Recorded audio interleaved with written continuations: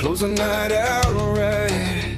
Panel at the table in that half-dead light. Miss Robin in the middle, calling every shot, directing and producing, till the story runs hot. 1-1 from the city, badge heavy on his chest, towing that law like a wicked chain, spitting facts, no rest. Crimes after dark, we close the night out right.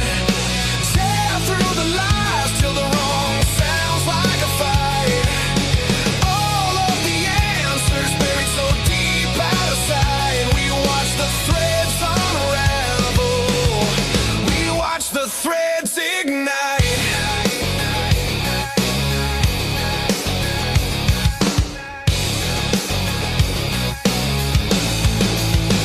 JJ in the corner, state of the deep in his head. Which lies to toss and which ones to keep instead. Dago from the cafe says forget about it, leans back, spins his thoughts like a blade cutting holes in the track. Lee at the front, head advocate, steady stare, every word like a warning, every silence a dare.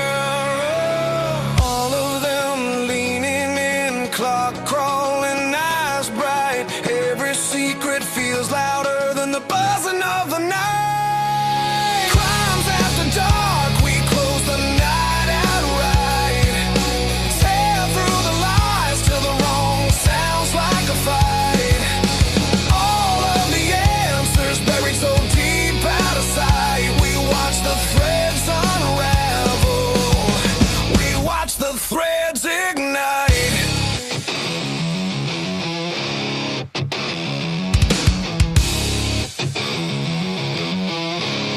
You can bury it in paper, you can lock it in a file, but the truth bleeds through, drip by drip, tile by tile.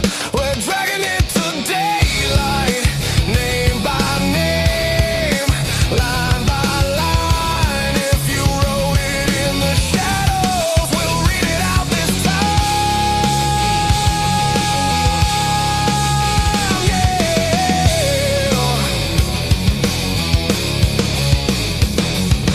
Crimes after dark, we close the night out right. Tear through the lies till the wrong sounds like a fight. All of the answers buried so deep out of sight. We watch the threads unravel, we watch the threads ignite.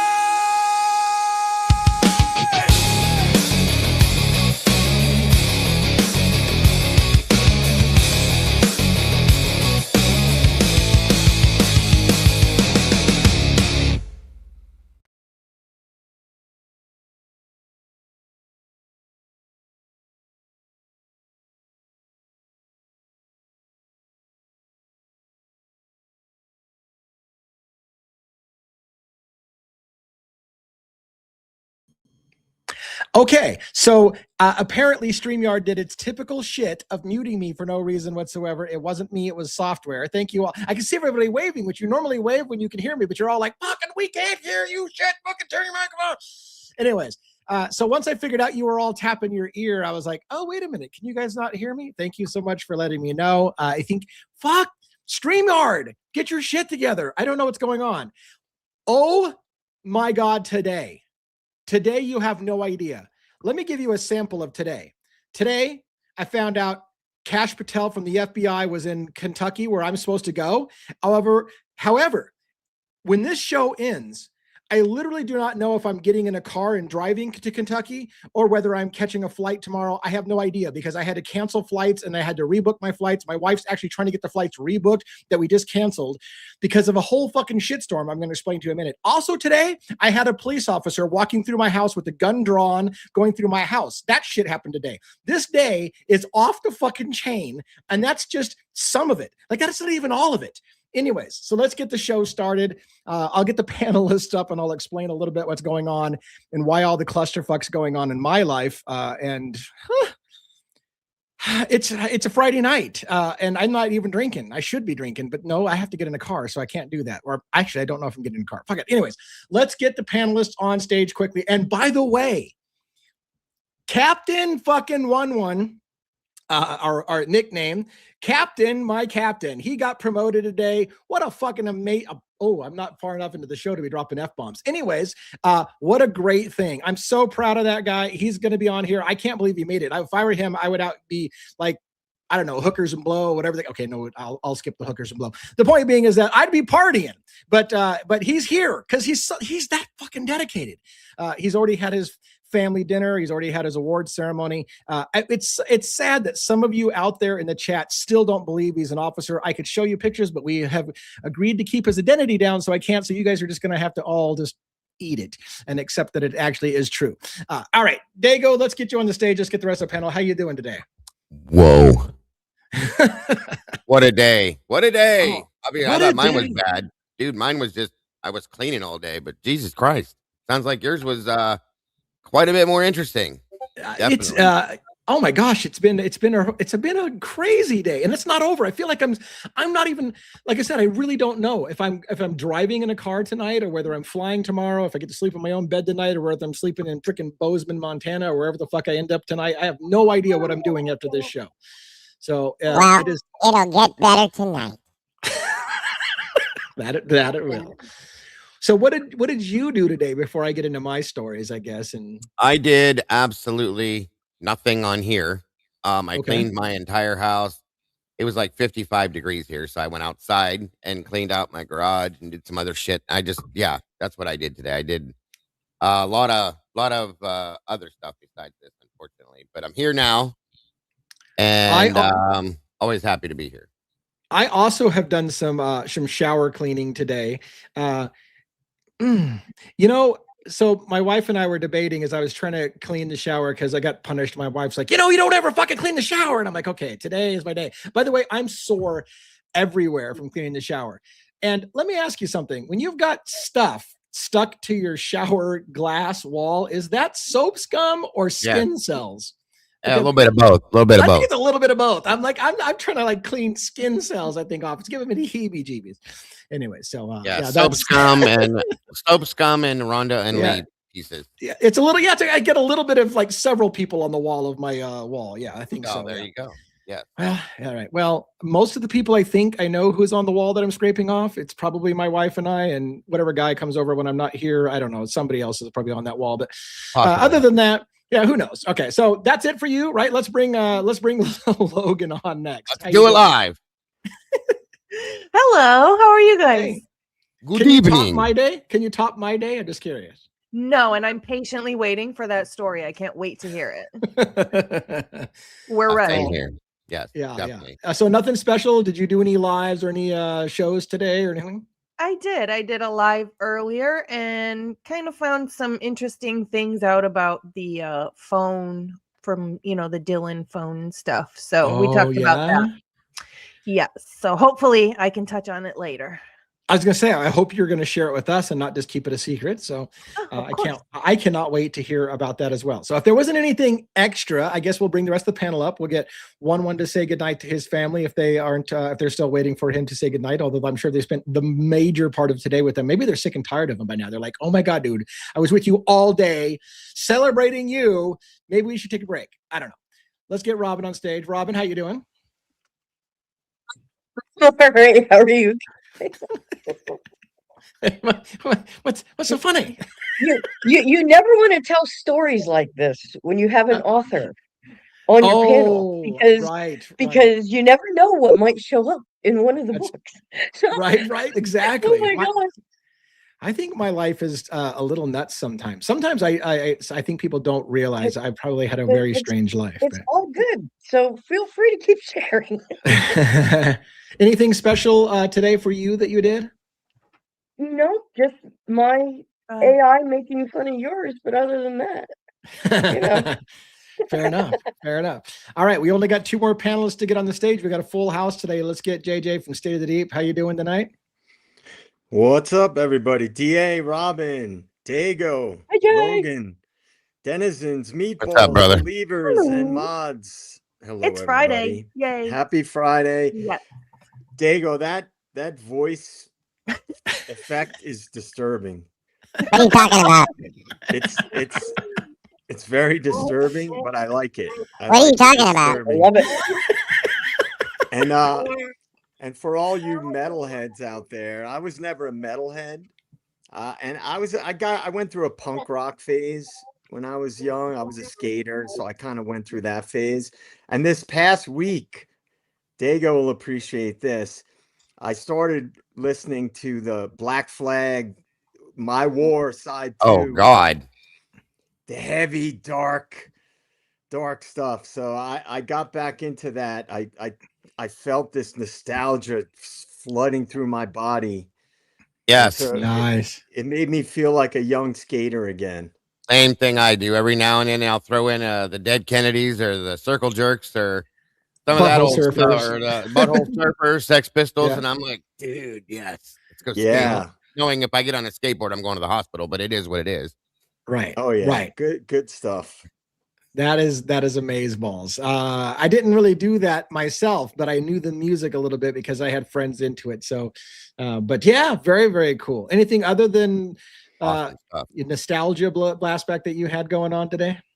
Let's see. I already told Dago about this, but on the music tip, I ordered some music toys this week because Yes. I'm trying to get back into practicing bass again. So I ordered a little bass amp. It's supposed to be delivered today, but I guess it got delayed because of the storms on the East Coast, so probably won't get delivered today.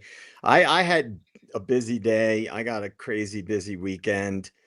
I just found out like this week that in Colorado, because of the new laws, if you have a concealed carry permit, when you renew it, you have to take a class again. Oh yeah, again. So it used to be if you had, already taken the class, you just renew it. You file the paperwork, they do the background checks and all that stuff. But I just found out you have to take another class. So tomorrow morning I have to take that class before I can file my paperwork and stuff. So I've been running around the last few days, getting a lot of stuff together and all the other crap that I'm trying to do right now. So I had a busy day. I might be getting a Roland ES 370 electronic drum set, folks. So I might be getting a new instrument too. We're getting the band back together. Yeah, I've been trying to practice bass again. I put it down for a while because I didn't have time. I just literally didn't have time to practice. So I've been forcing myself to practice every day. I've been playing with my son on the acoustic bass because he plays, acoustic. He does a lot of acoustic songs he writes. I've been trying to follow him on the acoustic bass, picking that back up just a little. It's great to get back into it. I've been, I play guitar and I play every week. So I kind of get my guitar chops at least medium, like, they're passable. But you don't play bass for a while, man. You pick it up. It's ugly. It's word. I don't know how you got guitar players. This is what kills me. This here. My hands are made to do this, not this. I don't know how you guys do that. Weird to get back into it again, but it's fun. I love the bass. I really love the bass. So anyway, that's my music funny journey. about that?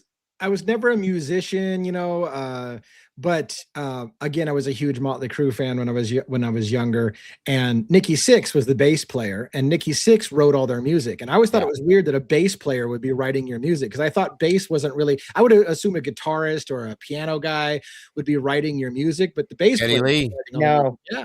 Geddy Lee wrote sometimes a lot. The bassist and the drummers are the best songwriters because you can't have a rock band without the drums or the bass. A good driving bass, It is. It's. I would argue it's the most important part of a band. Yes, it is. Yes, it is. I mean, and look at Geddy Lee. Geddy Lee played bass, wrote a lot of stuff for Rush. I mean, like the dude is. Yeah, Rush. I'm a huge Rush fan. It's literally one of my all-time favorite bands. So, like, definitely. you talk about Rush, dude. I still am a total Rush lunatic anyway.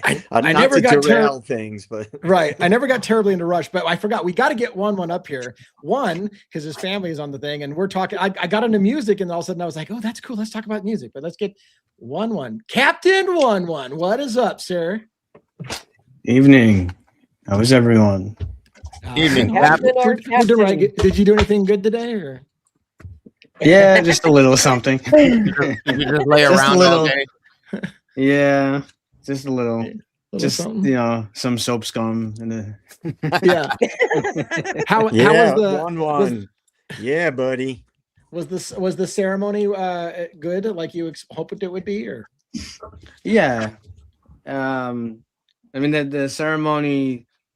They edit the video a little bit. They throw in some stuff. It's mostly predominantly the same that they usually use, and it's narrated by James Earl Jones. Obviously he's not alive anymore.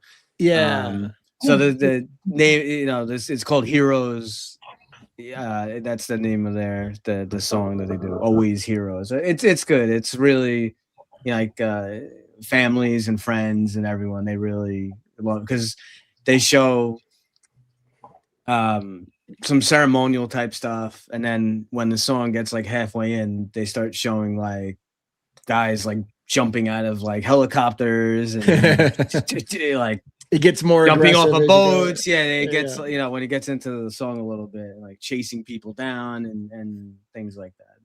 Nice. Yeah, it was good. It was good, and it was nice to actually hear.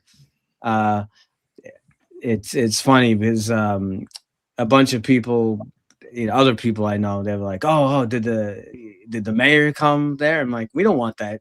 We don't want that fucking guy coming there."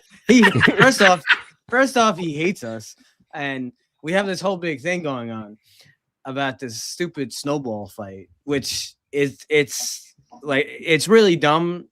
However, but the thing that is the big issue over this snowball thing. So there was like a large group in one of the parks, and I guess some people carried away a little bit too much. The cops were called there to kind of calm people down, and you can hear people in the background actually like, "Oh, let's get them out of here," and they're like they're like pelting the cops in the face and behind, the cops didn't, they did a good job. They didn't get into it. They might have turned around and walked towards someone here or there, but they didn't retaliate. They remained their composure, which is what we're supposed to do. Believe me, I've worked in places. There are things that are a lot worse than snow. I've worked in areas where people throw, believe it or not, piss bottles off a roof. Oh God, yeah. Eggs, all kinds of. It's insane. Not everyone. There are people who do like us and respect us, but there are those that don't. So, as the commissioner said, try not to always listen to the ones that speak the loudest. That there are people who appreciate us, and what was good is she didn't, because obviously the main point of the day is about all of us and the promotions, but she made mention not specifically the snowball fight by name, but what she said is, I do hold people who work for me to the highest standard that they're supposed to be, but with that in mind, I will always have your back. And that was in reference to the snowball fight, because there were people who wound up getting arrested. I mean, they're not going to do any time. I think it was like, and people, but it's just the point. But the point that at least that she's right. The point is at least that she's, trying to show support. So, yeah, I know that people have this mistaken belief that what's the big deal? It's a snowball, but you can hurt somebody, especially when people purposely pack them with ice and stuff like that to cause damage. So it's not just a snowball fight, and it is assault still. Right. So. And to be clear, it's not a snowball fight when there's one group of people throwing snow and ice at it's not a fight. And they're just walking away. What you got, JJ? I saw that. I saw the video of that. And I have to say, the first thing that came to my mind, though, like, I tip my hat to them for not doing anything like seriously and engaging. But would have been hilarious if the cops just started laughing and just started and literally just got into a snowball fight with the people. Yeah. That would have been a great PR thing for NYPD. Yeah. It would have been hilarious. I guarantee you. Right. It would have been hilarious, and it would have been all over the news in a positive way, because they would have been like, this snowball fight breaks out and the NYPD just has fun with it, and like, yeah, I know it's a little kind, you guys have to behave a certain kind of way, but I just thought that would have been hilarious. Yeah, and I get that. Like, it would be good PR, but I've seen people then they play dirty and they soak those things in water and make those snowballs. And it also depends how they spin it. It could be a good PR movement, and there are sometimes like certain events, and like the West Indy Day parade that they have, over Labor Day weekend, which is in like central Brooklyn. You'll get like people that want to dance with the cops, and sometimes some guys they get into a little dancing and whatever, and they don't really get in trouble.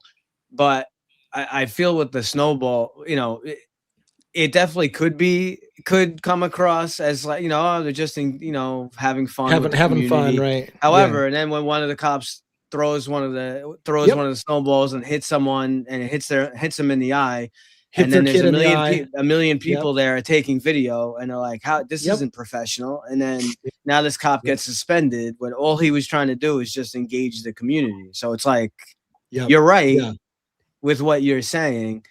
Like, if the cops just started laughing and just wanted to have fun, right? But it could easily turn into like a disaster too. That's the sad thing about where we're at in society, right? Yeah, because if a cop playfully threw a snowball back and hit some kid in the face, they'd be like, lawsuit. They NYPD hit my kid in the black eye. Right. It'd be all over the news, and exactly.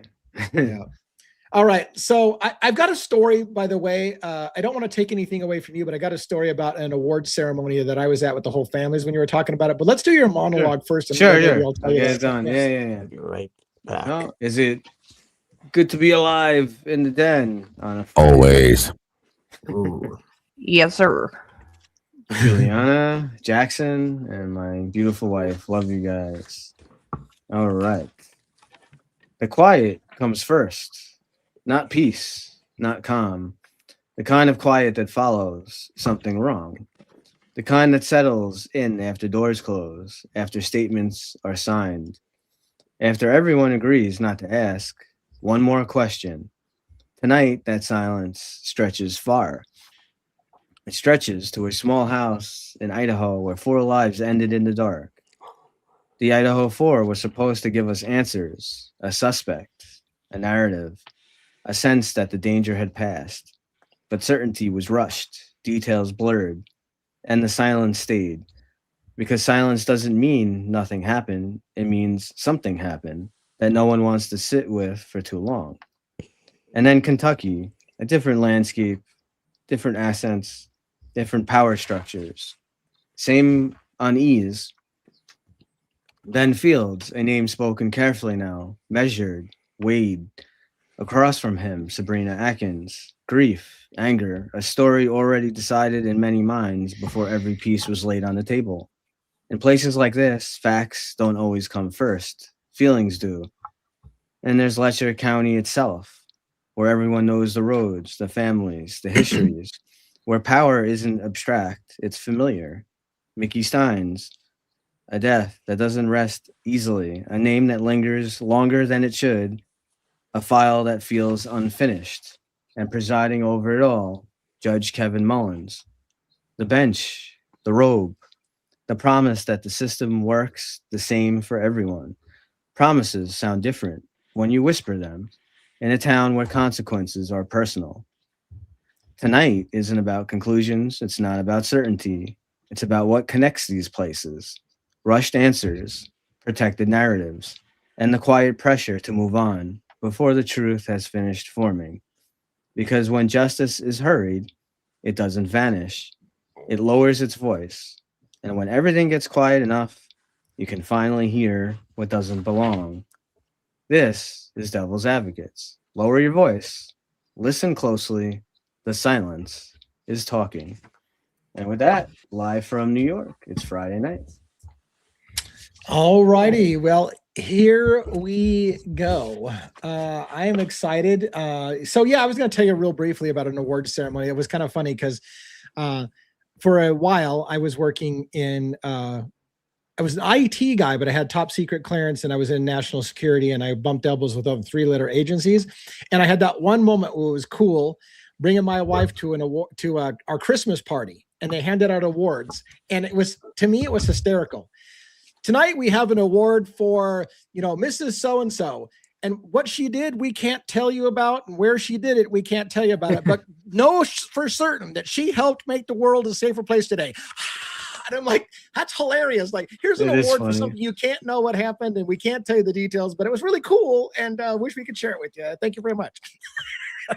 Yeah, trust me, bro. It's like the silenced heroes. It's probably, yeah. It's funny. It is funny to hear it at an award show, but just think about how many people work for different agencies or whatever, military or undercover, and some of the crazy stuff that they're involved in, and it's like top secret, and we can't know what it is. Yeah. It was pretty funny. And it was one of those moments that you're like, you're kind of laughing, like, somebody looks at you like, what'd they do? Like, I can't tell you. I would have, and then the best line, I could tell you, but then I'd have to kill you. Yeah, that's a standard practice with us CIA people, I know, dude. I know. Yeah, that's why I don't ask you anything. So, anyways, I do want to hear your stories. I thought I'd share briefly. Just I'll try to be brief. I'm not great at brevity. But what happened? So I spent a good portion of my day today, probably 5 hours of streaming. I haven't done that. I think it was the record today, where Jody and I from the Defense Rest read Sabrina Atkins' deposition, and I played the part of the attorney, and she played the prosecutor, if you will, giving the deposition, and she played the part of Sabrina, and we read from the transcript and kind of did it like we were on the stand, and it was really good. I really enjoyed that style where she played Sabrina's role, and we kind of went through the whole deposition. It was very enjoyable. And then I think probably an hour after we get off of the deposition and whatever, I get a text message from 2 different people saying, holy shit, dude, I'm so sorry. They just pushed the trial back to May. There is no trial this coming week. And they may settle out of court, and it may never go to court. And I was like, are you fucking, I know. I was fucking like, are you kidding me? So then I'm trying to remain super calm. And I said to my wife, said, well, fuck it. I guess can we get our plane tickets back? If not, maybe I'll save the plane tickets and use it for another thing. So she goes and she cancels the plane tickets, and I'm kind of like, my mind's like, okay, well, I guess, I just recover and do the best I can. This kind of shit happens, and I take a short nap. I get woken up to a phone call and a text. Hey, our mistake. The judge denied the request to postpone the continuance, so it's still on for next week. And now I've canceled all my fucking flights, so I have no flights. I'm like, oh my god. So, and you have no idea how hard it was to get the flights. So that's why I tell you, literally, as we sit, I'm either getting in a car and starting to drive across the country so I can get there in time for the trial, or my wife's trying to right now wait for a phone call back from the airlines to see if we can get our flights back. So there's indication we might get the same flights, but it was hard to get those flights in the first place. So I'm either in a car tonight driving across the country, or I'm leaving tomorrow morning on a jet and going there. But either way, I'm going to Kentucky with the hopes that we really are having a trial on Tuesday. Did we all really start singing at the same time? Yeah, there you go. And then get this. Oh, by the way, 2 more little quick stories, and then we can get at her. I found out today, Kash Patel from the FBI, guess where he was at today? London, Kentucky, where I'm going to be in a couple days. I'm like, why the fuck is he in London, Kentucky? Kash Patel from the FBI is talking about rural law enforcement issues in a closed not to the public meeting. And I'm thinking, this is exactly what we're talking about. Rural counties, Letcher County, Kentucky, and the FBI director is he's 30 miles away from where I'm going to be in a couple days. So I don't know if he's still going to be there. I don't know if he's going to be, if he peripherally is involved, or if the whole reason he's there is some kind of guys on that, but that's super interesting. Thanks. If that's the case, it took long enough. Right. Yeah. I've called the FBI and they didn't want to talk to me, but now the FBI is there. So that's interesting. All right. I think you should have a talk with that guy, DA. Cash Patel? Yeah. I think you tell him. You should give him a stern talking to. And tell him that your buddy JJ from the CIA told him to do that. Yeah. Oh, that's a good call. That's a good CIA contact. You know, the FBI and the CIA don't like to talk to each other anyway. It's all stovepiped. They don't communicate. The last story. Amanda. Thank you, Amanda. Thank you so much. The last story I will tell so that we can get back to real business is the police officer walking through my house with his gun drawn. So get this. So when I was in Seattle, yeah. So when I was, I've had a day. How does that happen? I had like a 6'3" tall fucking officer drawing a gun and walking through my house with his gun drawn. No shit, that happened. So what happened was, after my little nap, I got up, my wife was gone because she had an appointment, and I left the house. Unbeknownst to me, the security system that we brought over from Seattle to this place, and we set it up, the house alarm was set and I didn't know it. So I left my house and the alarm went off on my house when I left. So I got a phone call when I was down at the grocery store saying, hey, front door alarm just went off on your house. Is everything okay? Can I get your security passcode? Problem is, I set that security passcode about 6 years ago, and I think I know what it was, but I don't know. And they're taught, when you give the passcode, they don't say if it's right or wrong. They just send the police if it's wrong. So I said, look, I think it's, and I gave them my passcode. I think it's this. They go, okay, thank you very much. And then I see a police car go up my hill to my house. And I'm like, oh, fuck. So I go up and I check my home security system because I got cameras. And I'm watching this big cop walk through my thing with his gun drawn all through my house. And I'm like, oh, shit, it's on. Like, I can't go into my house because I don't want to get shot. So I'm just sitting in the parking lot waiting for the officer to get out of my house.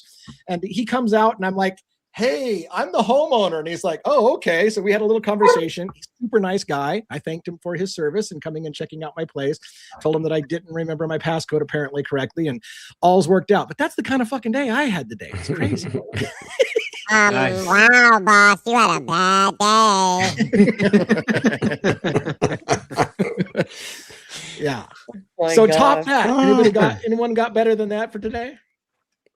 I can't match that. Not even close. You win. Yeah, you win. I cleaned my house. That was horrible. Having said that, yeah, I'm happy. I'm happy with the response time of local police department. It was very good response time. I love that. So yeah, I feel a little bit safer, and I got to meet one of our local sheriff's deputies. So that was cool. Got to shake hands with him, and now he knows me on a first name basis, and vice versa. So that's good as well. So I don't know the code. I still don't know the code to my house. What I figured I'd do is I give a little bit of time, and then I'll call up the security company and say, hey, I should probably reset my security code because apparently I failed today. So we'll get that figured out. But there you go. I'm done talking. It's all you guys for the rest of the night. Everybody have a great night. Thank you so much for joining us. We will see you tomorrow. I'm just kidding. Yeah, where I live, if they force you to get an alarm permit. So it was like a few years ago. I didn't have anyone walking through my house, but my alarm went off. So he actually went in your house when nobody was there? Correct. Yeah. Well, to be fair, my front door was unlocked, and so he just walked right in when he found the door unlocked. So, and I was impressed. I was impressed that he had gun drawn all through the house, kind of thing. So that was kind of. And I wasn't, like I said, I wasn't about to go in there. By the way, I don't know what you were going to say, one, and you should finish that. But I will tell you real quick. In Everett near Seattle, they only do that one time for you. And if they get called to your house again and it was kind of like, oops, I made a mistake. They charge you big money. I think it's $75 for a house call kind of thing. So you get one fuck up and then they start charging you for coming to your place. So we don't even get one fuck up. Like they'll come and as soon as it's generated from, with the 911 operator, if you don't have an alarm permit on file, you get a $250 fine that you have to pay. and then you have to also get the alarm permit, which is I think it's like $200 for it's good for 2 years, but so now you have to pay like $450. Wow. Yeah, it's a big mistake. That's such bullshit. There's nothing they could do, even though even they come to my house. If I miss like I had, they tried to call me on the phone and I missed it or whatever it is, because obviously I am law enforcement, right? I work in New York. I'm law enforcement under New York. They still can't. They are not even able to give me a courtesy because it's automatically generated on the machine. Right. So, yeah. Oh wow. We don't get that here, but you get response from Barney and Andy, and then you get a lecture where I live at. That's so old. You got the guy with his thumbs in his belt loops, pulling his pants up to his nipples, telling you need to get that under control because we don't have time for this kind of stuff here, and because there's only, there's 4 of us, and we get a break in every 17 years, so that's what they have to do all day. That's what I do want to say that the first time it happened to us, my wife and I had in Everett, we went to a hockey game, to the local Silvertips game, and we got an alarm go off when we were at the thing, and it was kind of cool. The officer that came to our house and checked our house, he saw the security camera and he was like waving at us like, "Hey, I'm here at your house," and I'm like, "Oh,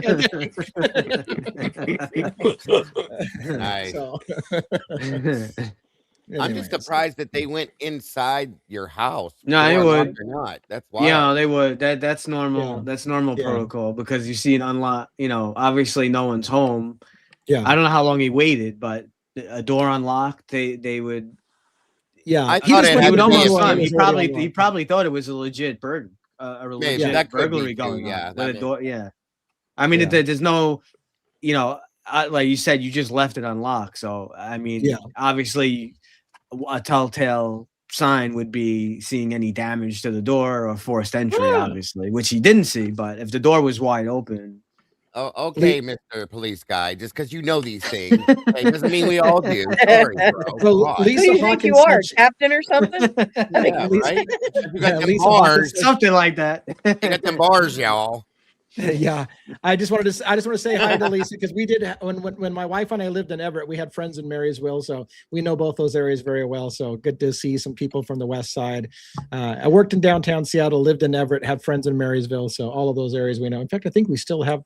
Well, we have up by Lake Stevens. Anyways, yeah, I know that area quite a bit. So thanks for the shout out from the local area. Hey, So, you guys, I have a question. I want to know if you guys think I should be concerned about law enforcement in my area. In the past, they were doing a big drug task force in this area because it's on the main cross-country corridor. Mm-hmm. And it was like a pretty big deal for this area. And I was driving past a big apartment complex and I saw an unmarked car pull up, and like 3 actually unmarked cars pull up, and there was a pickup truck parked in a parking spot. And when the first guy that jumped out of the unmarked car, he couldn't pull his weapon out of his holster. He was fumbling with his weapon, like really That's always bad. a good sign. Like it was very, and I said, that's probably not a good thing.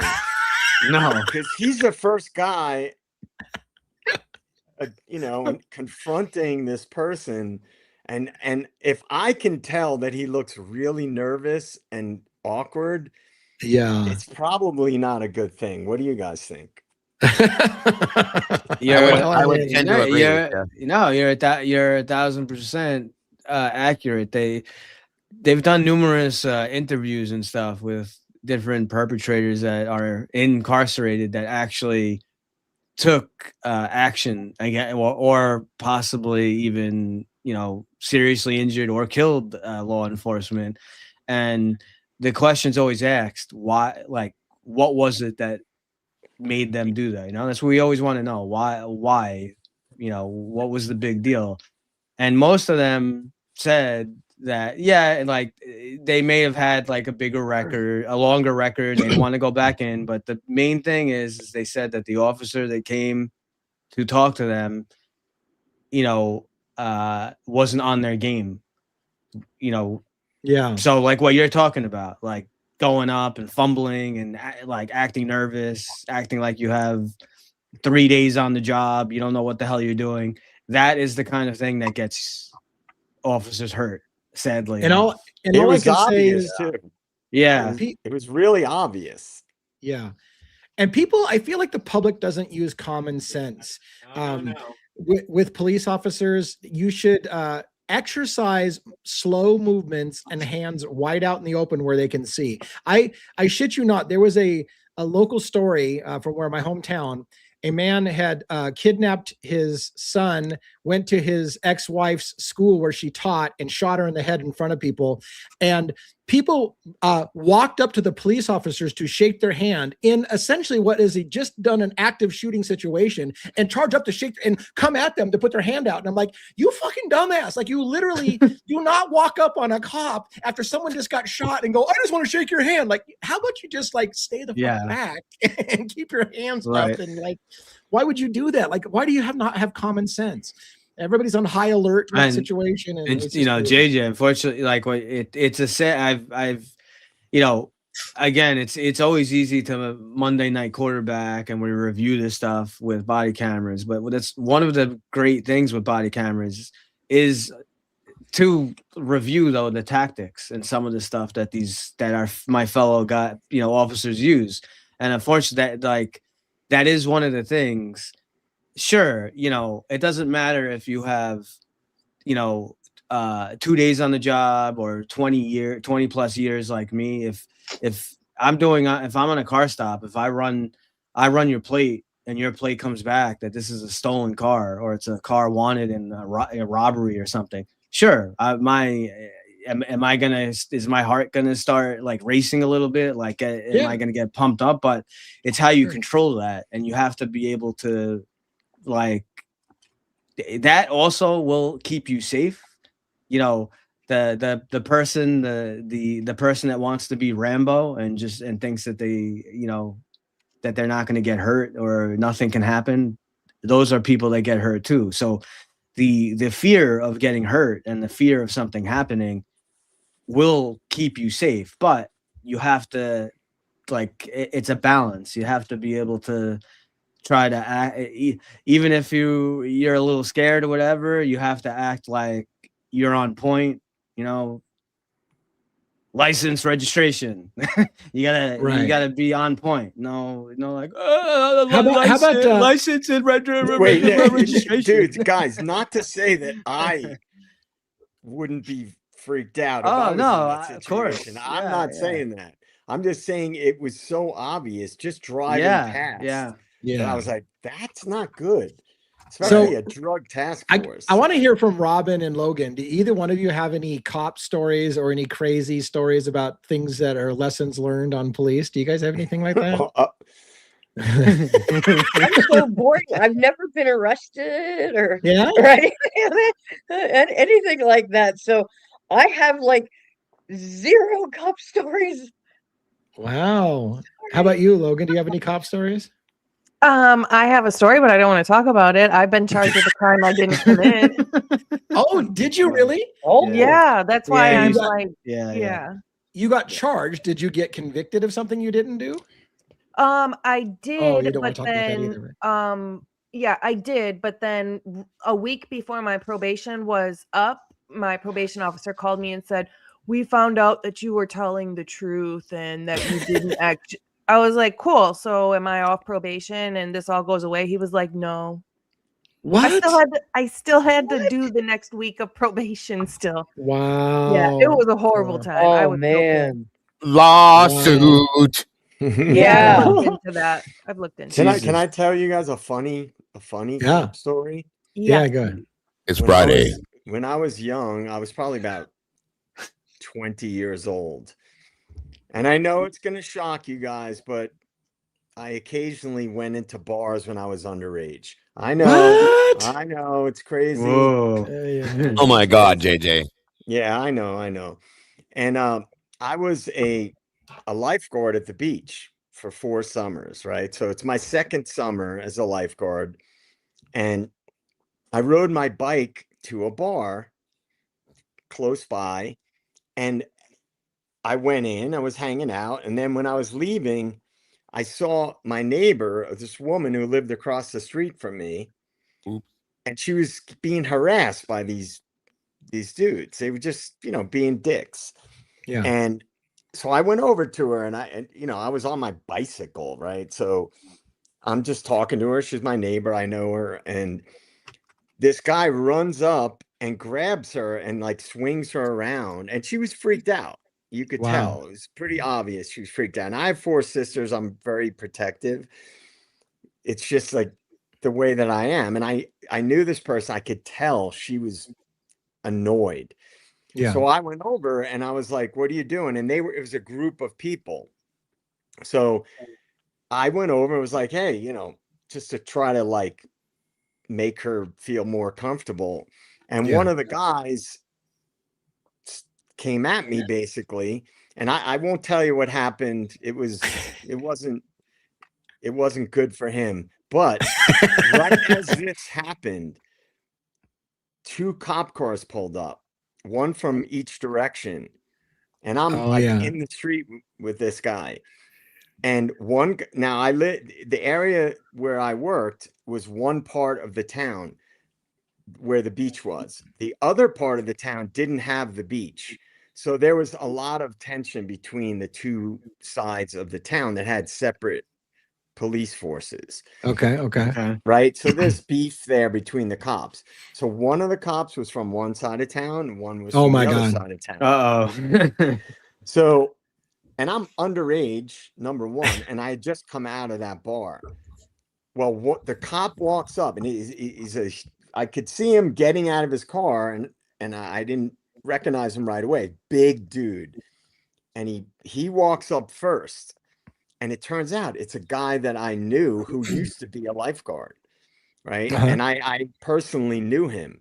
And he got to me before the other guy got to me. And there was a crowd of people gathered around. And they all said, like, that other guy, and they explained to the cop what happened. That he completely, like, started a fight with me for no reason at all. And what he did, all that stuff. Yeah. Before that other cop was able to get over to us talking, he goes, all right, get out of here. And I would have been screwed because I was underage in that bar. Because after what happened was they ended up arresting the other guy. And turns out he was underage in the bar. And I was underage. Because they went into the bar and they said, do you guys know this guy? And yeah, he was in here. He was underage. I would have been in trouble for being underage in the bar. So he let me go. That guy was just like, get out of here. Because everybody in the crowd was like, yeah, this is what happened, whatever. Well, it turns out that guy, the other guy, was the son of a council person. Oh, my God. In the town.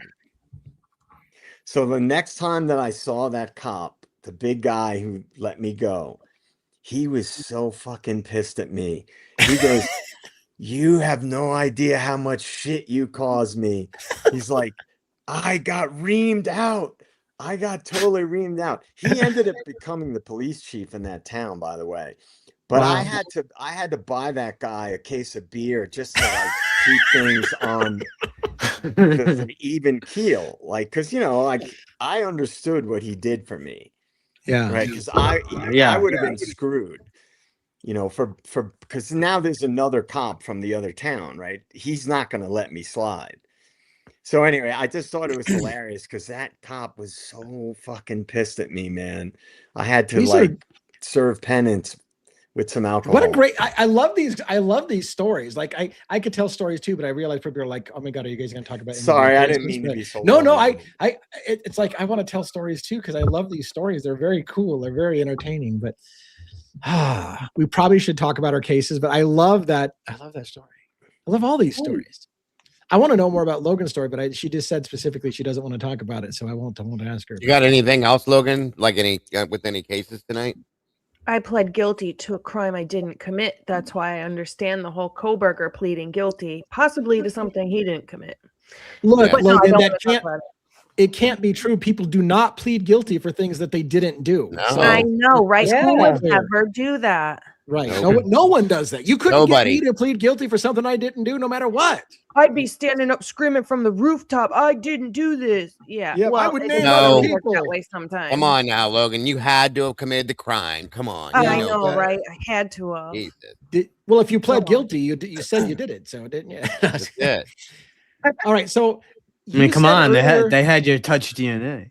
Right? You said earlier did you say you have some new discussion points to think about with the whole Dylan Mortensen and phone thing? Yeah, so earlier I did my live. So I wrote down the times that Dylan was not using her phone to see what we can see or hear on the cameras at those times to see maybe what she's doing. Great And idea. almost every time, there were only 4 times she wasn't using her phone, but for each of those times, I think except for one, something pretty significant was going on each of those times. So like she stops using her phone and that's when we start hearing all the screams and the party noises. Really? Yep. That's very interesting. One of the times is from 4:32 to 5:02. Well, that's 2 minutes after the black Ford Explorer pulls up. Mm-hmm. Interesting. And that's exactly when Murphy his bark starts going like super crazy. And she gets back on her phone. I think it's pretty close to when Murphy finally stops barking. Now, So they when you go say inside. Murphy, are we 100% certain it's Murphy yeah. or the dog No. behind the house? Just the dog the dog that's barking. Yeah. A dog, yeah. Yeah, you know. You don't have a ghost. Go ahead, Lee. I know. Did you see that behind her too? Yes, I was just gonna say you don't have a ghost, Yeah. do you? Your door like opened. That door and, opened and closed. I saw it. Yep. Yeah. And I saw what looked like somebody with a flashlight go by her back door.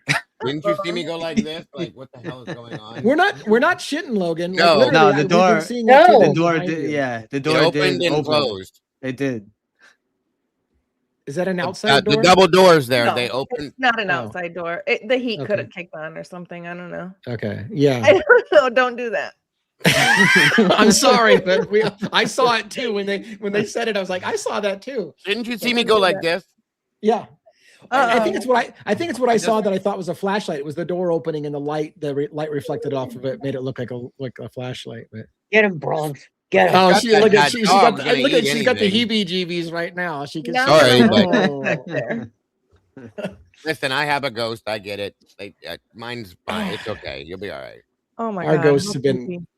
our ghosts have been quiet. All right, so that's very interesting. I really find that interesting about That is comparing very much. and I'm assuming you're talking about the sounds that you hear on the 1112 King Road residence house, right? So Yep. you're comparing when you hear all the activity versus when Dylan's, and that's really interesting. So good job on that. That's neat. Did you have any thoughts? I mean, does it indicate to you that what were you thinking about that, or do you just want to leave it for us to make our own conclusions? No, I think like it can't be a coincidence. I think so. There's one time where she's not using her phone for like an hour and there's not much going on outside, but it's when the neighbor with the dog walks by and that's when they see the front door open. So I'm wondering if maybe they're doing something at that time. Cleaning? Yeah. Cleaning. It's cleanup. Yep. Yeah. But that's of course. Oh my God! This Very case. This possible. case. That's wild. Yeah. Well, while I was looking at that, I thought about something and I was like, we can hear people talking. They even claim that you can hear a whimper and somebody fall down. Well, I think we can hear the things that are inside the house. With that being said, don't you think if Bethany was telling the truth about a firecracker that we'd surely hear it on the 1112 camera and we don't? I said that a long time ago. Like, Oh, why you didn't did? we hear it? Yeah, I just to my own community, you know what I mean? Long time ago. Like, why didn't we hear it? Yeah. In any of that audio, we don't hear Yeah. anything that sounds anything like a firecracker. So But Yep. what do you that's guys a very think good point. about the flash that you see? I saw two separate in the 1119. Yeah. So first of all, let me say real quick, my wife said she rebooked my flight, so it looks like I don't have to get in a car after the show tonight. So that's cool. That's I don't know if I have the poor exact same thing, flight. DA. Good job, Rhonda. Nice job. But yeah, what the flash of lights? Yeah, I mean, we saw that in the video. There were two separate scenarios which you see that little flash of light. Yeah. And I think we all agreed that we thought that that audio was doctored. I don't know what Logan's take on that is. I'd be curious to know, because to me, it sounded like it was doctored audio, and just based on what we all listened to.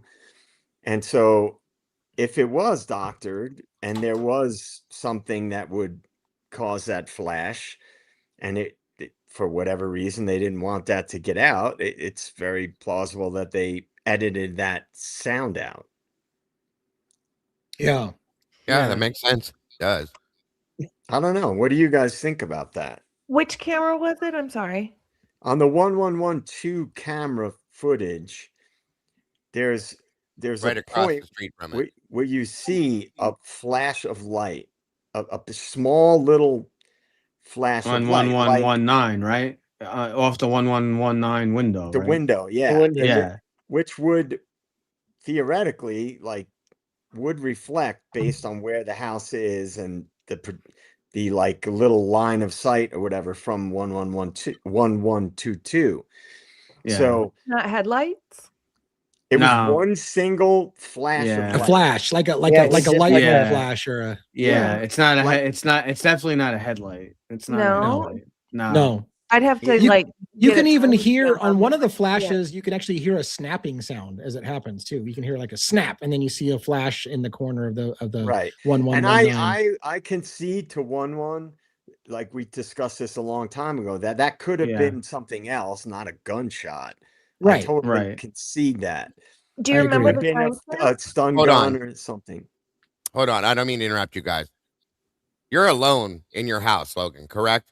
Yeah. Oh yeah, your door's open That behind door you. keeps moving. Listen, I I'm not opened trying it. again. No. I don't want to scare you, but they recorded that. There was a hand that closed that door. I will show it to you if you want to see it. Yeah, but not right now. Okay. Okay. I'm sorry. I'm just making sure you're safe, kid. That's all. You opened that door. When did you open that door? I got up and opened it. Okay.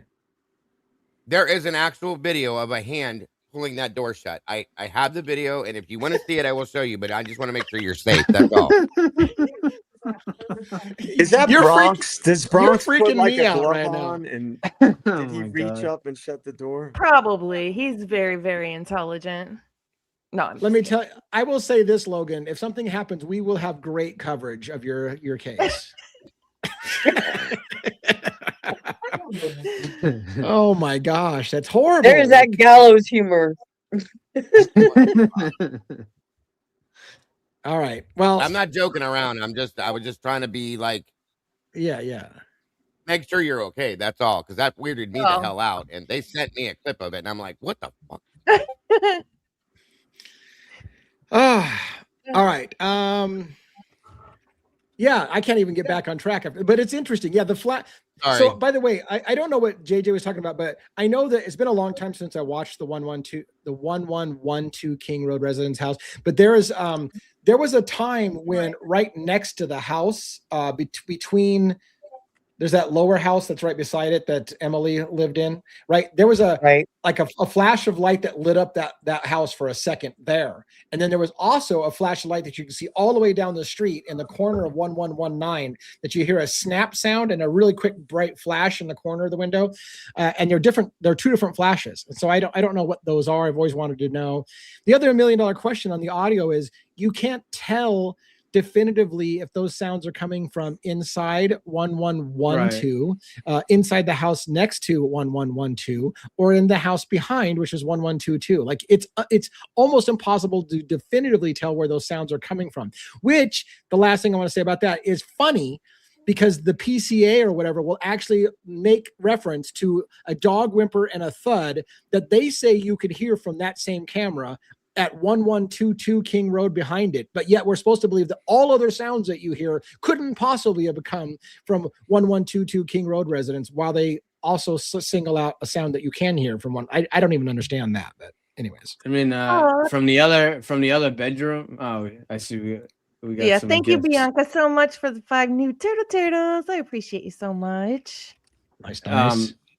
I think what was the spare bedroom, I believe, near the it was near a piece of exercise equipment. Was it I don't know. I know there was a few creators that covered it, and there was like an oil, some kind of candle oil thing in glass that had broke. That's like on the floor. It looks like a stain of like oil. I believe it's the second bedroom. That could be one of the, I don't know. Did someone try to come in through that spare bedroom or something? And that like you could see the oil stain. I think it's near the treadmill. I believe. I don't remember. Or I think maybe Pav or Jules, or there's a few people I think who covered that. Yeah. Yeah. Well, I only brought that up because Emily's. Yeah, I mean, I don't know. I don't know if it would make a flash, but hearing a crack, and a little flash under the door. Yeah. Yeah, Bethany Funk said she had heard a firecracker and saw a flash under her door, right? Yeah, and it's like that's a pretty significant thing that seemed to have been completely ignored in reporting on the crime. Certainly, in one of the weirdest. Media. I have to say, one of the weirdest sounds I heard, and I pointed it out on the audio, but it's been a long time. I made a reference. I thought nobody else would get it because of my age. I said it sounded like somebody had wound one of those old box cameras and went like advancing the camera. I don't even know if anybody here is fucking old enough to know what I'm talking about. But it would have like a little wheel that you would spin that would advance the film, and you could hear the little gear. And someone says, "Well, don't you know, DA, there was actually those kind of box cameras found at the crime scene." And I'm like, "Are you fucking shitting me? Like, I didn't think that was a thing. What's going on? Why are you guys all laughing?"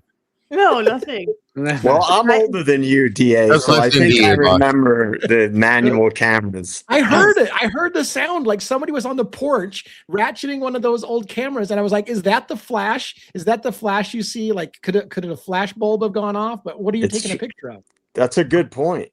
That's a really good point. Why do they even have those, though? They are way out of the age range. Yeah, right. But they were in the house. There's a picture. There's a crime scene photo with one of those old box cameras in the house. I think Dylan collects cameras because she had multiple different versions of cameras in her bedroom. She had the old school 8mm, I think, whatever the fuck, those little things, and then she had a Polaroid. Well, isn't it fucking interesting that Dylan would be the one that had those kind of cameras? Huh. It's interesting, a whole bunch of shit that Dylan does. So yeah, absolutely. Polaroids are making their way back, though. Well, she also has that one sitting on her desk. Yeah, they're that little black one. Well, also someone in the chat a little bit ago mentioned that something about a Polaroid, but a cell phone flash. Cell phone flash. Yeah, for sure. By the way, thank you for the sticker real quick. Thank you for the super sticker. Appreciate that very much. I want to be able to shout that out before we go too far. Here's something that might be a little crazy, but Polaroid photos aren't traceable. Well, so see, I thank you, Robin, because what I was thinking is somebody who keeps these old style cameras. If you're really an old throwback, you can develop your own film. So if you want to develop your own film, you don't even have to and so if you wanted to document something like a horrific crime scene that you want no digital evidence of, you might use an old style box camera and then develop your own film with somebody who knows photography. And then there would be no record, no digital print. You'd have the evidence of it. The instant Polaroids that I'm talking about that are making their way back, they're becoming more popular. You don't have, that would create a flash. Sure. Yeah. Yeah, and you don't have to develop it. It develops automatically, right? Right. You don't have to develop it anywhere else. You wouldn't have to take it to a pharmacy or have any of the chemicals on hand in order to develop it yourself. Yeah, that's a good point. It's already done for you. Is there ever is there a possibility in your mind that we're going to see some crime scene photos that were taken and have been kept under the dark that somebody took of that house unofficially and is going to resurface someday? I wonder. I mean, Well, it's possible. very possible. Yeah, it's definitely probably a ways down the road. With this case, Lee, does anything, honest to God and truly anything, would anything surprise you? No, not anymore. So I've there you said go. that I a mean, million times. Nothing in this case would surprise me. no, and you know how many? That's another thing. How many of those disposable cameras did we see in those photos, too, you guys?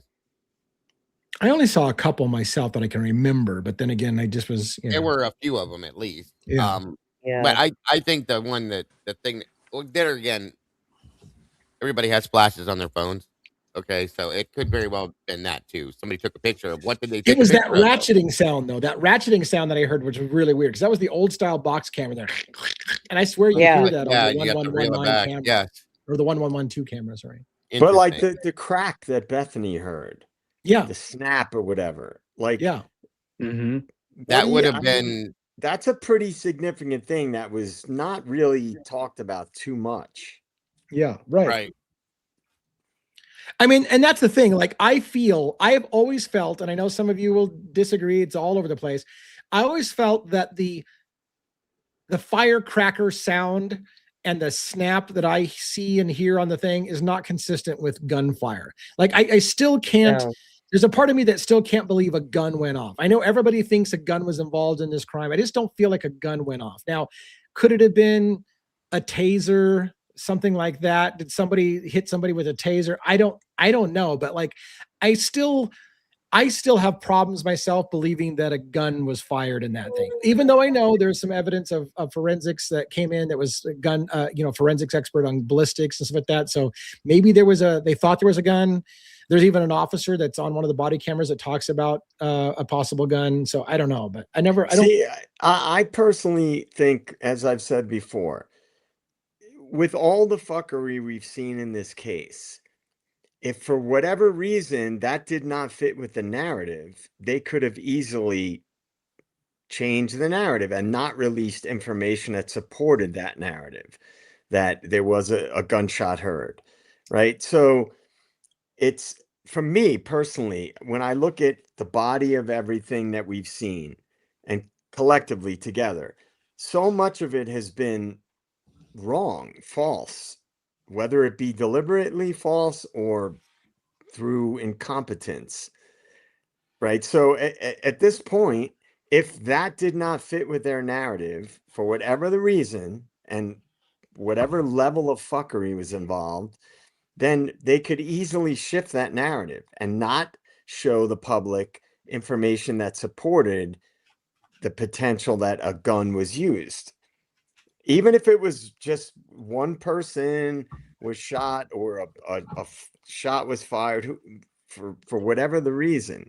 So that's how I look at it. I think that I can never get past the amount of bullshit we've been fed. I know. And that's honestly, I think that's why we're gonna see post-conviction relief filed, because I just think there's colossal fuckery in this case, and it's gonna have to have it relooked at, because I just feel like there's just too much. There's too much they lied about. It's just ridiculous. I don't hear a gunshot, but I do think that one of the perpetrators did have one with them and used it as a weapon, but not shooting anybody.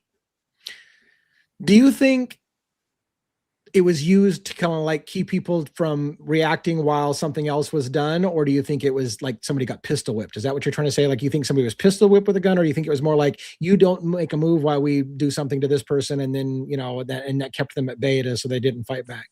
I think it was brought maybe just in case for who they ran into in the home unexpectedly.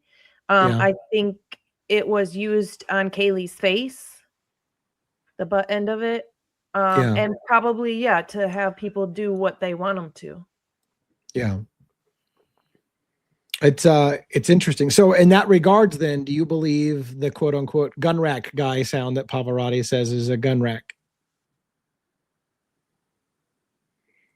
Maybe. I don't know. Probably. Fair enough. I mean, if somebody, think about it, if somebody is familiar with weapons which and no matter how you slice it in this case, not a good term to use, but Yeah. I apologize. It was unintentional, but they would have been familiar with weapons. Yeah. Right. So in a state like Idaho, it's not a big stretch to imagine that they also had a gun, right? Because if you were going to commit a major crime, you would want as much, as you could possibly have to carry it out and use what you Control. had to use, to carry out a crime. So the use of a gun either as a threat or in some other ways highly plausible as far as I'm concerned, and I definitely think it's possible. I mean it's hard to know about a gunshot, but I don't want to get crazy, but when we were listening to the the audio, that sounded like people experiencing trauma over a course of time, like 30 minutes or something like that. It took a while. And the question became, did they get killed one by one? And if that's the case, then would somebody with a gun keep people in line while they did whatever they were going to do to one person and then move on to the next person and so on? And was the threat of being shot enough to keep them at bay? It is a question. I feel like it's difficult for me to go too far with those line of questioning because we don't have enough evidence and it sounds like we're just pulling shit out of our ass. However, at the same token, I still maintain it didn't happen the way they told us it happened. So what do you do, I don't know. Are you suggesting that the government's lying to us, DA? I would never do that. Oh, unacceptable. Oh my God. Yeah. Good old Bill Thompson and Ashley Jennings. No, I will say, guys, they were on the up and up and we know it. Come on. I will say more and more, it's not just the book Frame, which we talk about a lot, but more and more, I can't tell you the number of stories in which prosecution and law enforcement decide who they want for somebody and they bend the evidence to fit. And that happens so much that I feel like in any case, you have to legitimately ask the question, is there any possibility that they just decided this is the person we're going to put it on and started to ignore anything that didn't fit the story? So, because it happens too often. It happens way too often. So that's where I'm at. I tend to think that it was more orchestrated than that, in the sense that it wasn't, we're going to just frame somebody. I think in that case, I don't think there'd be so many inconsistencies. If it was just, this is what we're going to go with, and this is the guy we're going to go with. I think with all the other inconsistencies and all the other information about, national security being associated with it and multi-agencies being in that area, in my opinion, the framed angle is obviously possible with what we all know, but in my opinion, it's more likely that there was a bigger thing involved that needed to be covered up. And that, well, you all know my theory about co-worker. And I think they pivoted too. Well, that's what I believe. I think Kopaka was supposed to be. I more and more and stuff, stuff that we cover. No, we don't know 100%. I really almost think that Kopaka had nothing to do with anything that happened, and maybe he maybe he was into drugs or not. I know he's like in his 30s and he's living in his I've heard the rumors and all the stuff. So maybe he was a drug dealer and maybe he was into drugs, dealing and whatnot, and he knew the wrong people, and maybe he was asked to be part of it and didn't want to be part of it. But I think that he was the original Patsy, and then with what happened with Kopaka, obviously he's now dead. They had to pivot. They had to pivot and had to find a new person. That's what I think happened. Well, let me ask you guys then real quick, all of you, for your opinion on this. Based on what we just talked about here, do you guys think if this is a frame job, do you think it started before or after the murders? After, I feel. I struggle with the fact that Brian Koberger was being pulled over often. So that kind of makes me think that it's possible that they were looking at him for something before. Yeah, I'm not sure. I'm gonna say point. before. Good point. Robin says before, Lee says after. I believe it was after. My theory at the moment is one of their CIs got exposed for ratting on something, and they were killed for snitching to the police, and that was a huge embarrassment to them, and they went to cover it up. So therefore, I don't think they were planning on their CI getting killed. So once their CI got killed, they had to concoct a story that covered their CI. Sure, and so that's when they found somebody to pin it on. But or like I believe, and I still believe, and unless I'm, something comes out that changes my mind, that Koberger was working with or for the feds. There was a lot of funding in that area for, law enforcement related things. We know there were multi-agency task force in the area. And a guy studying what Koberger was studying would likely be someone that wanted to work with the feds. And like I said, all we know about him is what we've been told after the fact. Right. So if there was an operation going on and they needed to cover up the fact that a CI was killed and there was collateral damage because of that, the university would not want that to get out. And if Koberger was already involved with the NIJ funding, it would be very easy to slip him in after the fact. And we don't know anything. We're told this. He's at this prison. He took a plea deal, this, that, and the other. When the feds are involved, they have virtually unlimited power to move things around, to control local law enforcement. They have unlimited funds. And so, in my opinion, that is still what I believe. Yeah. I can tell you guys don't agree with me there, but no, it's possible. I think it is possible. That's fine. I'm just saying, I'm simply stating that because I understand that there's other potential scenarios. That he was framed is very obviously a potential scenario. I won't say, I know. So no, I take you more seriously. I'm sitting on something and I can't talk about it. And I know that sounds fucking horrible. I'd hate to be that guy, but I'm sitting on something that gives more weight to what you say about Koberger being involved with the feds.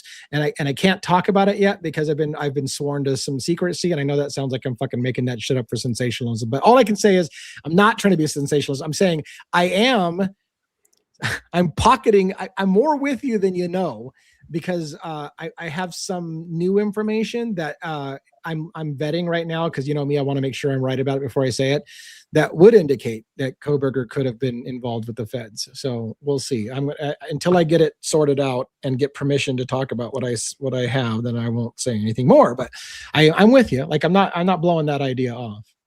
How come Brian Koberger, after he got arrested, how come the DNA they found on the knife sheath was never tested against him and his actual DNA? Did they say? I think they said it was too small of a source or something like that. Didn't they say that they couldn't? They had been. I think it was something like that. Like they said it was. They claimed that there wasn't enough left. Right. But yeah, after their initial testing, there wasn't enough left. Yeah. Because remember, it's supposed to be the size smaller than like the human eye can see, like a grain of sand, of a pin or something like that. But then, God damn it! But then it doubled in size. Thank you. Yeah, and what the fuck? See, what is it? They said something else to you guys. Othram said that there was so much more than we can imagine that they had. Yes, right. That's the shit that pisses me off. On the one hand, you're saying, there was so much DNA at the scene. Oh, fuck off. There was never that much. You weren't going to even present the DNA. Oh my God, I want to strangle them. They were never going to present the DNA in trial. No, they didn't. They didn't compare it to him. That damn it, you did it again, Logan. You always get my head going. That's something I've never even thought that, like, Wow.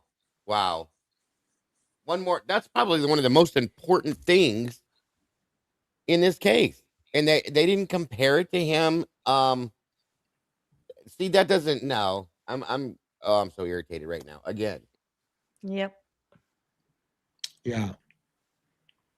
Well, Wow. after seeing Othram Labs' presentation at CrimeCon, I think DA and I were both like, wait a second, hold on a minute. This seems like a corporate, fucking play. I mean, it's just a little too convenient that all of a sudden now, and by the way, if anybody's watched the Megyn Kelly stuff recently with the DNA stuff she talked about, I sent one a message saying, watch, Othram Labs is going to swoop in and they're going to save the day in the Nancy Guthrie case. And of course.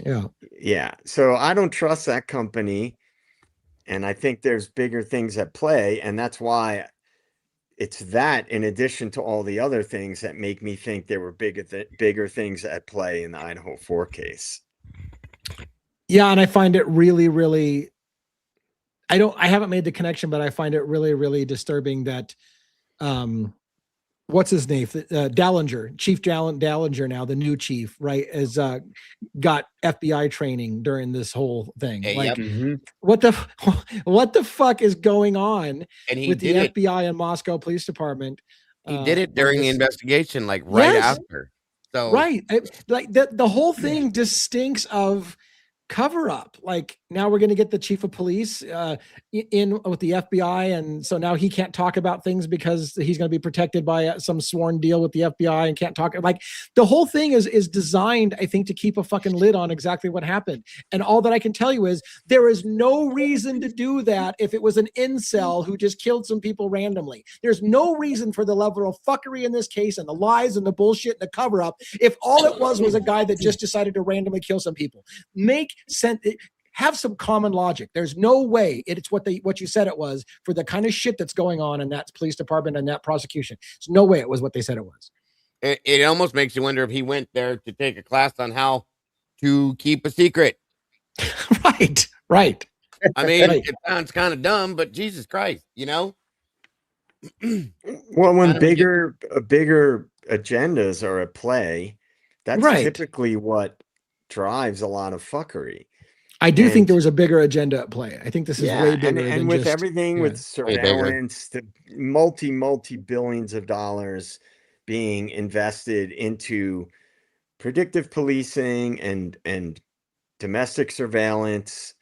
And like I predicted with the Nancy Guthrie case, I think it's going to drag on until they'll keep pushing the narratives surveillance related, and I believe it might not happen right away because the power structure does things long term.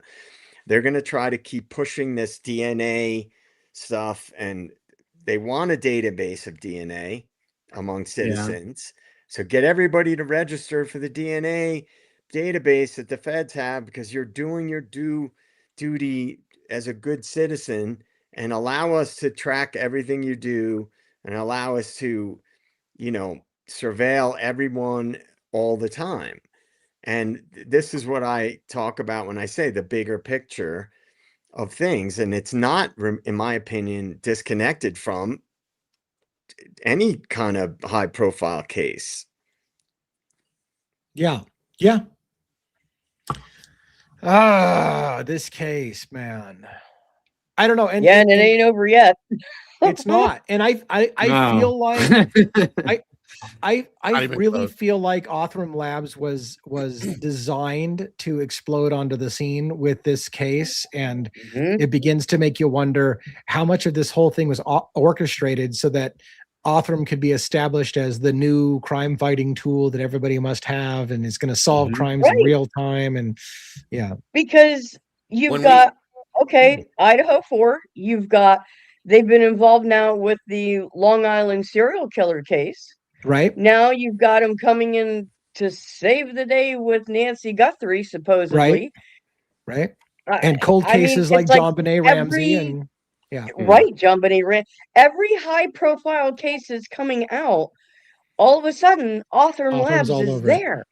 Yeah. Yeah. And when we talked to Glitch DNA when she was on our show last week, she said, I even asked her like blatantly, I said, what are your thoughts on the fact that Othram once again has been introduced in this? She said it worries her. Absolutely, it worries her. And yeah, it does. It does, because they're being introduced into almost every investigation that is more than a corner store robbery. That's kind of creepy to me, folks. It truly is, and I'm gonna say it now. The more cases, because we're gonna cover more cases, you guys. We all are. Okay, down the road, the more we see, if they keep popping up in these cases, we have a problem. Truly, we have a problem. I think so. Yeah, but who's going to be able to prove that it was all orchestrated? That's the thing. Yeah.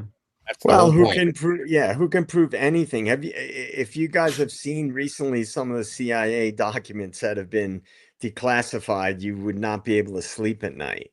There's some recent ones that have come out. I don't know if anybody has. That's why I don't want to see them, JJ, because that shit's true. It's real. It scares the shit out of me. Yeah, JJ, I mean, have you confirmed that you're going to CrimeCon this year in Vegas or not? I was planning on it. I mean, I haven't booked anything yet, but I've been waiting to see, how things play out and see. I'm super curious. Right. You and I, we met at CrimeCon and we both said, holy shit. Like CrimeCon seems to be a big promotional vehicle for Othram Labs. They had the largest booth on the floor of the vendor area. They were featured majorly prominently at that thing. People talked about Othram and dropped their names a bunch of times. I'm curious what this year's CrimeCon is going to look like. Is it going to be another swinging off the schlong of Othram Labs this year? Well, at this point, it's starting to look like it's going to start to be called OthramCon, to be honest with you. I can guarantee you that they will play even bigger role in this year's CrimeCon. Yeah. And when we looked into the investors in CrimeCon, the interesting thing is that the largest investor in Othram, I'm sorry, in Othram was GigaFund, which is the company that funds all of Elon Musk's projects. Well, we also know that Elon Musk has major contracts with US intelligence and the government, right? Now, some people might say, oh, well, that doesn't mean anything. It's just they're just an investment firm. Right. Understood. But a lot of times there are such a thing as front companies that exist that are harder to trace where the original funding is coming from, right? This has been going on forever. So the way that I think, I don't trust anything when anything related to US intelligence is connected to it in any way, shape, or form. And it's hard to prove this stuff because they're very good at hiding money. I mean, what is the whole Epstein thing about? He was good at moving money around and making deals and backroom deals with people, really powerful people. So I don't trust it. And when I saw that at CrimeCon with you, DA, what did we say immediately out of the gate? Yeah. I mean, this seems like an investor pitch. Yeah, the first thing you and I did on a break is go out there and find out who funds I said I want to know who invests in Othram Labs, and we both went out and immediately we were that convinced this was a promotional vehicle for Othram. We were like, who the fuck's invested in Othram Labs? Yeah. So, are you going to CrimeCon, Lee? I am going to CrimeCon. Yeah, okay. Rhonda and I have tickets. Yeah. Well, then both of you, if you end up going, watch what happens with the Nancy Guthrie case and Othram. And from that point forward, watch what happens at CrimeCon and go from there, because that'll give you your answer, in my opinion, right there. And we know if it blows up even bigger than it already has, and they relate we have Savannah Guthrie's name on this now. Okay. First we had the Miss Stacey Chapin, the biggest murder that's happened in how long in the United States. Now we're gonna have Savannah Guthrie's name across the label on this. The only thing that would prevent me, I was full on to go, and I still want to go, is that I'm trying to sell something to get some extra cash to buy something else, and it hasn't sold yet. Right. So if I have to buy out of pocket, you know, it's gonna impact how much money I can spend, and I want to be able to go and enjoy myself if I'm gonna go to CrimeCon. And you know, it gets expensive, rooms and eating out and all that kind of stuff. So I'm 99% sure that I'm still planning to go. It just will depend on a couple of things. And don't get me wrong, you guys. Sorry for my voice tonight. If this happens, and it does happen that way, it's not going to be Nancy Guthrie's name on it. It's going to be Savannah's name because of who Savannah is. That will be what the hightail is for the company itself. And I didn't even think about that till just right now when you guys are talking about it. That would be insane. Just I mean, never underestimate the level of fuckery that the big banks are capable of. And it's no level of society or human existence is not touched by those people in some way, shape, or form. Yeah. All right. So what else? We got about 30 minutes left. It looks like I'm going to be packing and heading on my flight tomorrow as normal. But I will have to get myself moving in that direction. What else do you guys want to talk about in the last 30 minutes? You guys got anything special that you were hoping we would touch on? Was there some kind of arrest in Guthrie case or something? Yeah. I saw there was something. There was a DUI outside their house or something? Yeah. Okay. There was a guy that went back and forth in front of the house. I don't know. And what was did we get any? I mean, I know it was, what was it, like 2 nights ago? I know Lana, I think, was covering it, and JLR or whatever. What was? Did we get an answer about the huge like FBI rush or whatever that went to Savannah's house? There was like a huge like rush. Savannah's house, or what? Or I thought it was Savannah's house.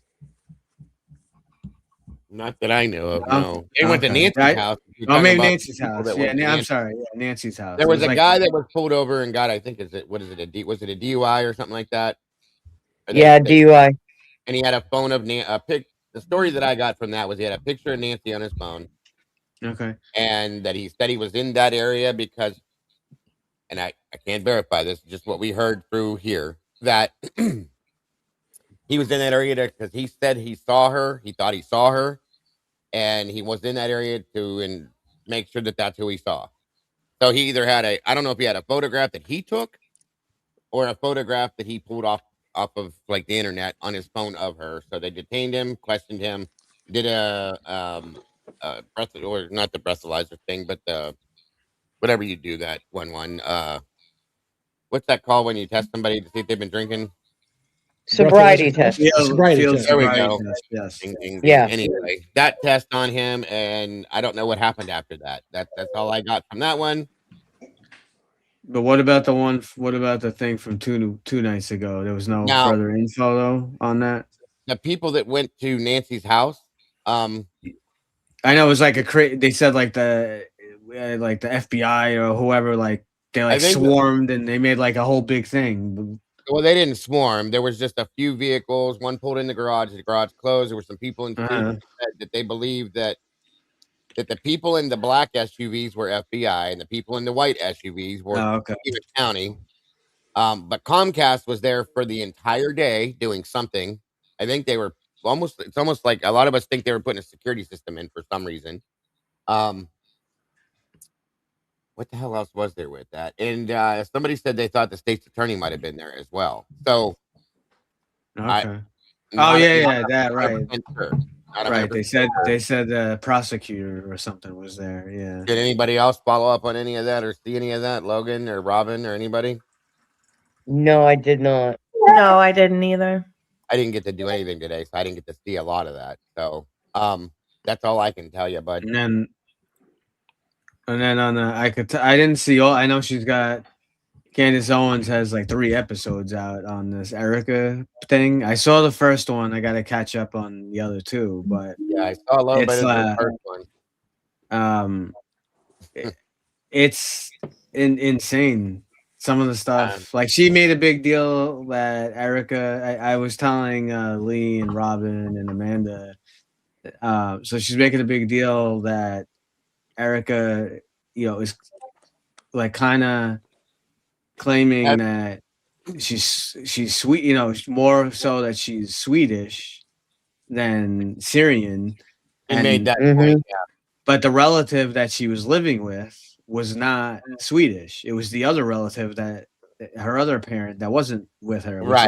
Which is odd. So think about it. Like if you grow up with a single parent, like you grow up, your mom is raising you alone and your mother is a certain nationality, you would think that you would like you would assimilate yourself with that nationality more so, I would think, than the other parent that hasn't lived with you. So it's just like another inconsistency. And she was making a point in that first episode, like there's all these like different documents that even have Erica's like her parents had gotten divorced, but even their like the wedding date is on like 5 different documents, has different dates. Her Erica's birthday is like different on like 3 different, and it's like this is like one small little thread. She wasn't even getting into like, I didn't see episode 2 or 3 yet. So she made a big deal about the fact that Erica had no experience running any kind of anything, that had no background experience, but now she's in charge of this big corporation thing now and blah, blah, blah, blah. She went into a lot of that stuff too, and she's very irritated about it, you can tell. So there's a lot to it. And she got into today a lot about, the most interesting part that I found was that she was talking about how Erica was claiming, oh, I don't date. I just, I don't drink. I don't really, I don't really go on dates. And meanwhile, she had a boyfriend, like a different boyfriend through every single period of the times that she swore she was just single, and she was, praying every night. She was basically picking on every little thing that Erica has said that's not accurate. Oh, that's what Candace does. That's exactly what Candace does. Yeah. And that's what she will do. So yeah. And so, I think wasn't it brought up that she was dating somebody already, like not too long after Charlie was killed? There were rumors. I don't remember if it was confirmed, but there was like suspicions about that. But so many. See, what Candace does, like her or not, is she will focus on things that most people wouldn't even think too much about. Right. Because one of Candace's big things is the little lies.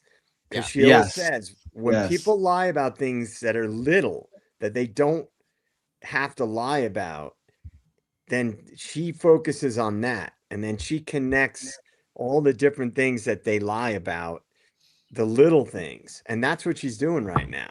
Yeah. She's focusing on her background, the things that she has said. She's played a bunch of videos. I thought the first episode was interesting, where she read like that whole long comment where it was basically someone giving their opinion that kind of correlated some of Erica's behavior to like a sociopath. I thought that was very interesting. It's just an opinion, but it was just very interesting.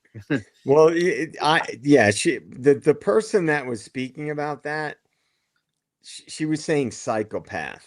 Psychopath, right? The one thing that annoys me about that is like a psychopath is the term psychopath is a criminology term, right? And it implies a violent criminal.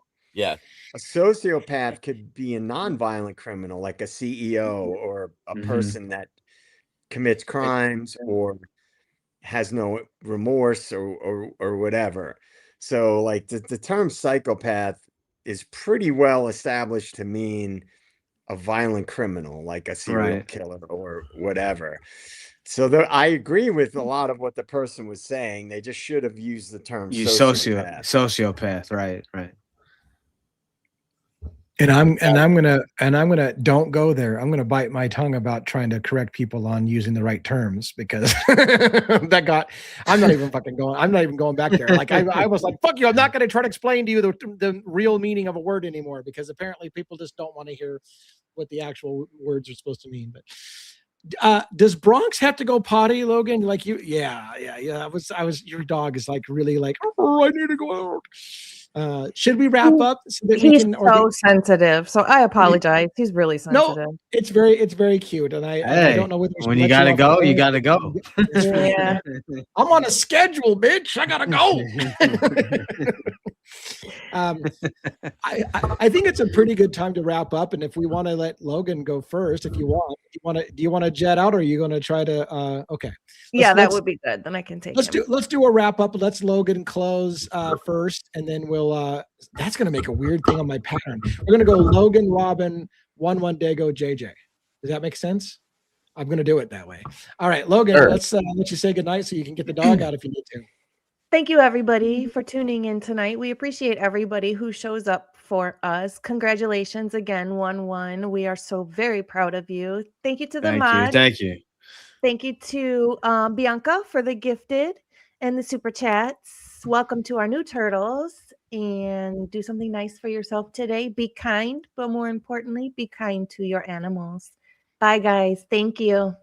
All right, bye, and thank you very much. I know that the chat's very concerned about your house. I hope that you, when you're not looking concerned, really don't need to be concerned, because we're all like, the whole chat is like, oh my God, somebody call somebody for Logan, because she apparently has no fucking self-conscious awareness of what's going on. Anyways, hope you're okay. You got a big dog, so hopefully Bronx will take care of you and all is well. For sure. All right, let's go. Have a good night, Logan. Good Robin, night. what's up? Good night. Well, thanks so much for coming out, everyone. Make sure you like the video, subscribe to the channel, all kinds of good stuff coming your way. DA's getting on a jet plane. Yeah. I won't try to sing any more than that with the voice still just trying to come back. But anyway, so glad that's all going to get straightened out. So yeah, this week is going to be pretty interesting. So you're not going to want to miss that. And, throughout the whole community, we appreciate you, whether you're on the replay cruise or you're here live with us. And, hope everyone has a wonderful evening. And yes, 1-1, congratulations yet again. Just super proud of you, and very honored that we have someone of your caliber sitting on our panel. So we're very fortunate to have you with us. So congrats to you, sir. Thank you. All right. Very, very good. By the way, I don't know how you guys feel about this, but I don't think you can just go to a jail and say, hey, I want to see if somebody will talk to me. Like, you have to be on their approved list to see, right? And look, even Dago's nodding. Yes. So here's the deal. I've been told there are people incarcerated in Kentucky that want to talk to me. And I made that comment. I can't just walk in and talk to somebody. And they said, that's okay. We're making phone calls and they're going to put you on the approved list. Is it safe for me to go to a jail and start talking to people that want to talk from within jail? But we'll see. That may be an interesting trip. We'll see if I come back from it. You guys got my back, right? Sure. Yep. I was just gonna say, if we see you just sitting in some jail, we're gonna be like, right. All right, Captain 1-1, what's up? Thanks to everyone for the well wishes. It was an amazing day. There's not too many moments, that occur like this. So, as we've gone over before, there's a lot involved with the exam and waiting for the results, and when you finally get the actual spot, it is an overwhelming feeling. So I'm grateful that I was able to share it with some of you, and I appreciate all of you in the chat, and then of course the panel, and giving me the well wishes. So, but even I'm going to be doing some training, and my schedule might be a little wacky here or there, but I'm not going anywhere. So even, And you know, you don't have to if say it there's online, but you already know what precinct you're getting assigned to and all that good stuff? no, so the training is like 2 weeks, and then the third week, I believe we shadow, I guess, another captain, and then you know, and then from there I'll find out. Cool. Find out from, you know, what's going on from there. But so thanks to everyone, mods and all of their great denizens, turtles, meatballs, and the panel, and great discussion as always. So here is my movie quote. All right, so it's two people talking back and forth. Stay away from me. Why? I just want to go back to my room. Why? Well, I'm very confused and I just need a chance to think things over. You've had your whole fucking life to think things over. What's good? A few minutes more are gonna do you now. Stay away from me. Please don't hurt me. I'm not gonna hurt you. Stay away from me. Wendy, stay away. Darling, light of my life, I'm not gonna hurt you. You didn't let me finish my sentence. I said I'm not gonna hurt you. I'm just gonna bash your brains in. I'm gonna bash them right to fucking in. The Shining. Yeah. Wendy was the tip off, and then I had to confirm it with that. The Shining. Nice. I think Bianca got that first. Nice. Oh, very cool. Yeah. So perfect. Amazing. Well, thank you very much for the trivia. Very fun. Love that good old Jack Nicholson. I was too busy listening to him do the voice to even worry about the read. All right, so you got to get into it. I love it. Here's Johnny. All right, so Dago and then JJ, and then we're out, right? What's up? All right, guys. Thank you guys so very much for joining us as always tonight. Awesome show, great conversations. We were all over the place, all over a little bit everything, and I love that. Excuse me. There's definitely some interesting points made tonight too, and definitely some things to think about, in my opinion. So thank you all. Thank you to all the moderators as always. Again, we could never do this without you guys.